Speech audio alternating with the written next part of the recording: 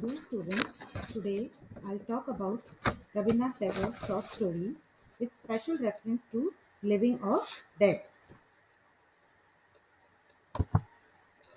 Rabindranath Tagore and the Bengali Renaissance. Rabindranath Tagore holds several historical distinctions. Often cited is the fact that his father was instrumental in spreading a Hindi sect that helped change the way the religion was practiced in contemporary India. Another common factor is that Tagore was the first writer to win a Nobel Prize in Literature who did not write in English. But perhaps the most historically significant aspect of Tagore's biography is his complicated relationship with the development of a modern Indian identity. Tagore is often credited with revitalizing Bengali language literature, not just making by innovations in the way that the language was written in poetry and prose, but also by elevating the region's literature to be comparable with other literatures on a world stage. Tagore helped the Bengal ethnic group, in turn, define an identity at a moment when the Indian subcontinent was treating as a more or less homogeneous colonial outpost of the British. But Tagore was disinterested in any sort of identity-based nationalist project, and he seemed to bristle at both comparisons to his Bengali contemporaries and to the idea that ethnicity or place should form the basis of politics. This may seem paradoxical given the fact that Tagore was an ardent critic of the British imperial regime.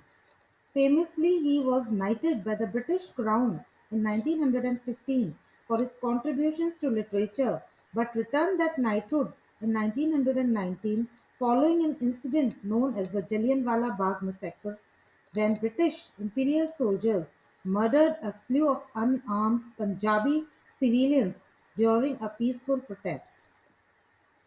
Tagore was also a close friend of the Indian liberation leader Mohandas Gandhi, but never joined in Gandhi's campaign to win India's independence from the British Crown.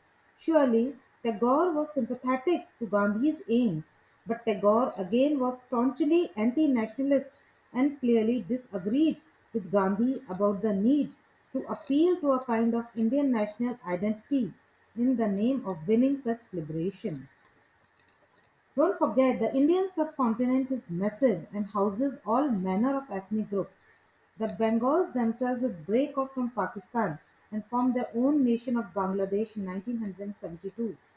By then, Tagore had long since passed, so this is not to suggest he had any hand in Bangladesh's independence or would have even particularly rooted for it. Tagore was an idiosyncratic individual at a historically precipitous moment when the British Crown was losing its grip on its empire amongst two world wars. Tagore both took issues with the occupiers, yet was skeptical of any sort of politics built on ethnic bonds. If you're trying to figure out what to make of this, just take a look at the egalitarian style of Tagore's short fiction. He focuses on all manner of people, regardless of class, gender, or origin, and his pen treats them all equally as complex humans living difficult lives. Tagore rarely even names the caste that his characters come from. He clearly didn't see people as naturally divided into any sort of category, but united in the simple fact of their strange existences.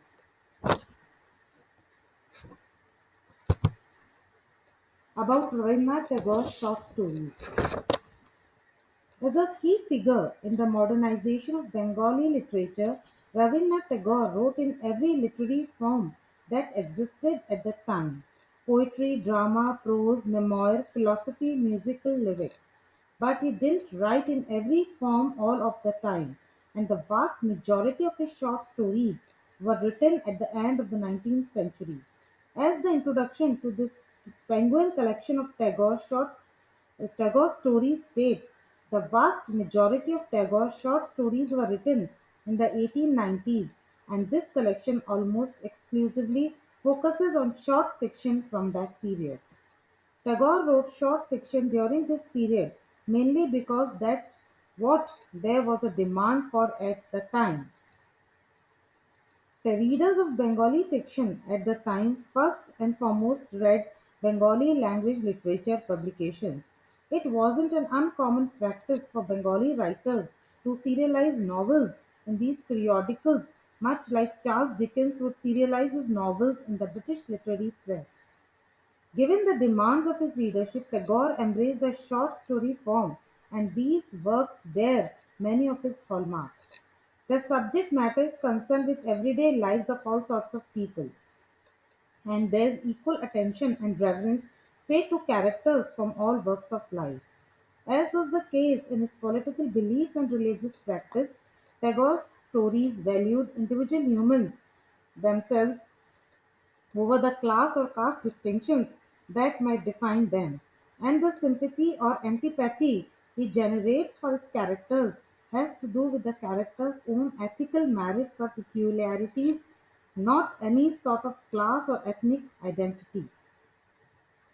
Tagore's stories, while focused on a wide swath of characters, do tend to employ a few common tropes and themes. We see a number of tribulations caused by the need to acquire a bridal dowry, as well as the evolving discussion of male and female domestic roles within a marriage. There are also a number of supernatural tales which run the gamut from all out ghost stories to otherwise realist stories that touch on superstition.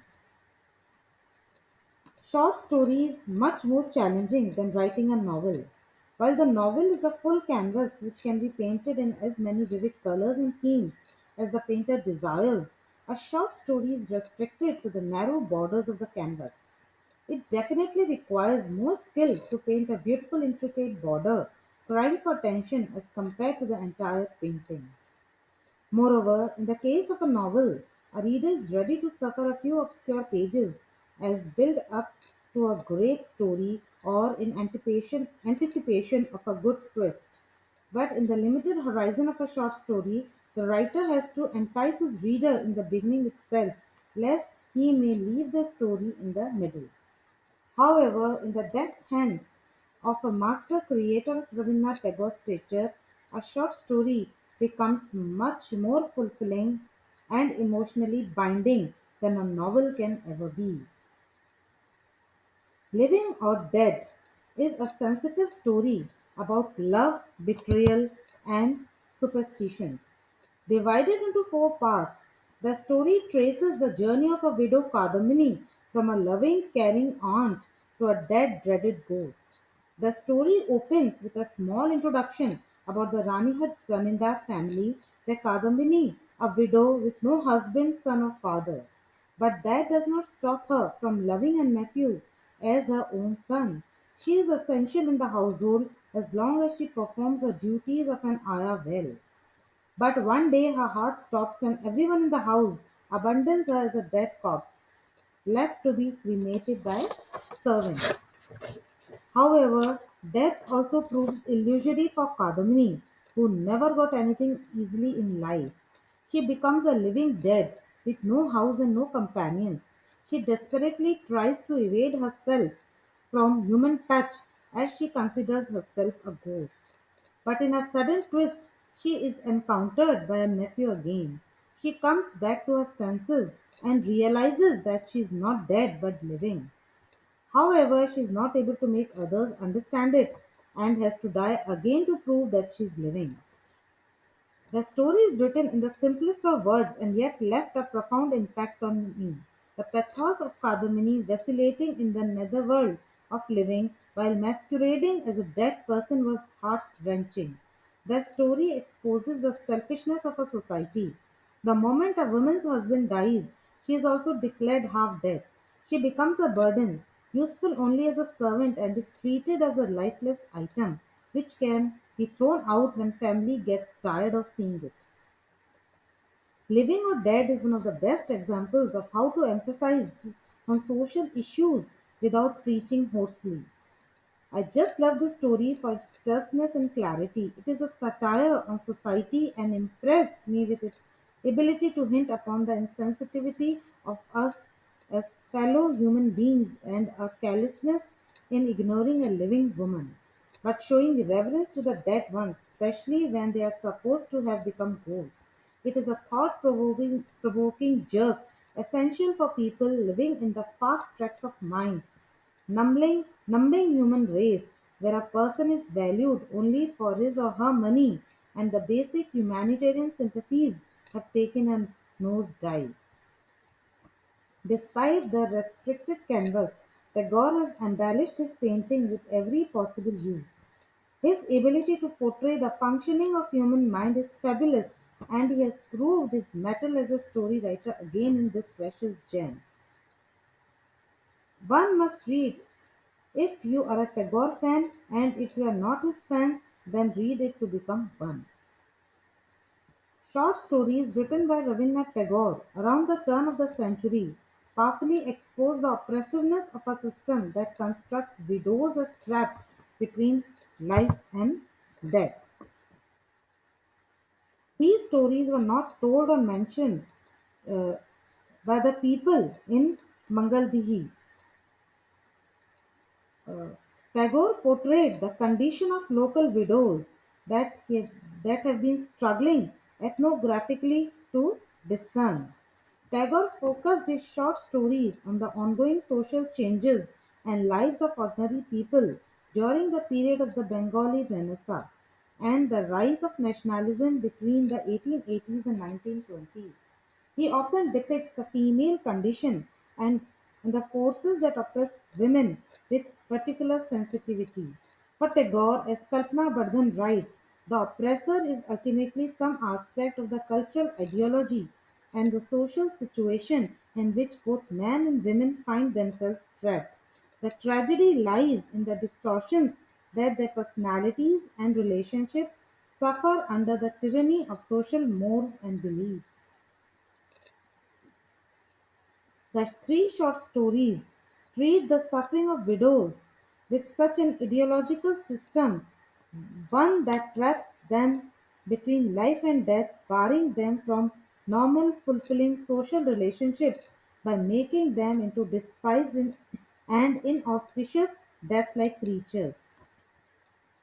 Living and Dead presents a young childless widow, Padmini, who is believed by others and at first believes herself to be dead, existing in the world only as a ghost. At the beginning of the story, she does not appear to die suddenly, and the body is taken quickly to the cremation ground by men from her father-in-law's house. The men leave her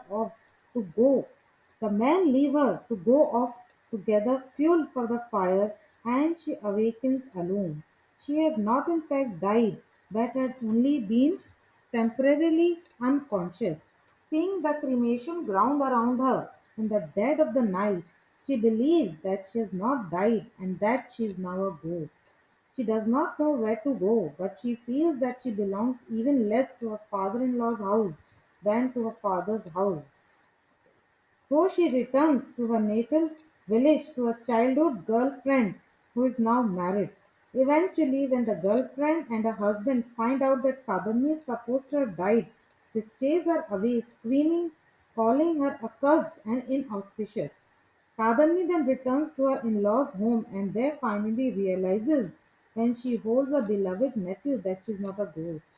But the people of the household shriek when they see her, pleading with her not to bring misfortune upon their household and lineage, not to cause their only son to die. Kadamali finally drowns herself in the pond, and it is only by dying that she is able to prove to her tormentors that she had indeed been alive. Here, the widow's existence is compared to that of a departed spirit of ghost. The widow is, as the title suggests, both living and dead, or perhaps neither living nor dead. She does not belong in the world of the living, and yet she is trapped there as a lonely and inauspicious being. Kadamini ponders aloud about her condition, ostensibly that of a ghost while at a childhood friend's house. Who am I to you? Am I of this world? You are all laughing, crying, loving, each of you engaged in your own business, and I am only watching like a shadow.